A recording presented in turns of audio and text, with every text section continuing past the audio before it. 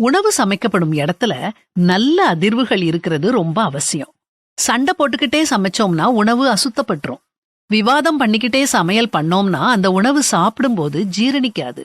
உள்ளன்போட சண்டை விவாதம் இல்லாத இடத்துல சமைக்கணும். சமைக்கும்போது கணவரை ஆசையா நினைச்சு இத சாப்பிட்டு அவர் ஆரோக்கியமா பல்லாண்டு வாழணும்னு நினைச்சுக்கிட்டே சமைக்கணும். இந்த உணவை சாப்பிடும் பிள்ளைங்க நோய் நொடி இல்லாம நல்ல பலசாலிகளா வரணும்னு கடவுளை வேண்டிக்கிட்டே சமைக்கணும். அது மட்டும் இல்ல, இறைவனை துதிக்கும் பாடல்களை கேட்டுக்கிட்டே சமைக்கும் போது அதோட அதிர்வுகள் சமைக்கும் உணவுல உள்ள தண்ணீர்னால உள்வாங்கப்படுது. கடவுளை நினைச்சுக்கிட்டே சமைக்கும் போது நம்முடைய குடும்பத்தினருக்கு, குழந்தைகளுக்கு இறை உணர்வு உணவின் வழியா கொடுக்கப்படுது. அசுத்தமான சூழ்நிலையில நாம சுவாசிக்கும் போது, தண்ணீர் குடிக்கும் போது, உணவை சாப்பிடும் போது நம்முடைய உடல்நிலை பாதிக்கப்படுது.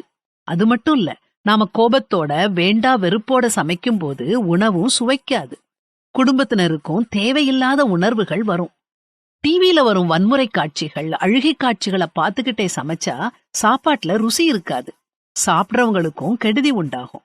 உங்க கணவர் உங்ககிட்ட கோபப்பட்டுக்கிட்டே இருக்காருன்னு வச்சுக்கிடுவோம். அல்லது உங்க மாமியார் உங்ககிட்ட குறைகளை கண்டுபிடிச்சுக்கிட்டே இருக்காங்கன்னு வச்சுக்கிடுவோம். கடவுளை துதிக்கும் பாடல்களை கேட்டுக்கிட்டே அன்போட சமையல் செஞ்சு அவங்களுக்கு பாசத்தோட பரிமாறுங்க. அவங்க எண்ணங்கள்ல, செயல்கள்ல நல்ல மாற்றம் ஏற்படுறத நீங்க கண்கூடா பாப்பீங்க. சமைக்கிற அளவுக்கு பரிமாறுதலும் ரொம்ப முக்கியம். டிவி பார்த்துக்கிட்டே பரிமாறாதீங்க. அவசரமா பரிமாறாதீங்க. ஒவ்வொருத்தர் தட்டையும் பார்த்து அவங்க தேவை அறிஞ்சு கனிவோட பரிமாறுங்க. அதே மாதிரி சாப்பிட்றவங்களும் சாப்பிடும்போது புத்தகம் வாசிக்காம, டிவி பார்க்காம, மொபைல் பார்க்காம சாப்பிடணும். எல்லாரும் குடும்பமா சேர்ந்து உட்கார்ந்து சாப்பிட்டா ஆரோக்கியமான உடல்நிலையோட ஆரோக்கியமான மனநிலையும் உண்டாகும். இனிமேல் இந்த வசனத்தை சொல்லிட்டே சமையல் செய்யுங்க. மாம்ச தேகமுள்ள யாவுக்கும் ஆகாரம் கொடுக்கிறவரை துதியுங்கள், அவர் கிருபை என்றும் உள்ளது.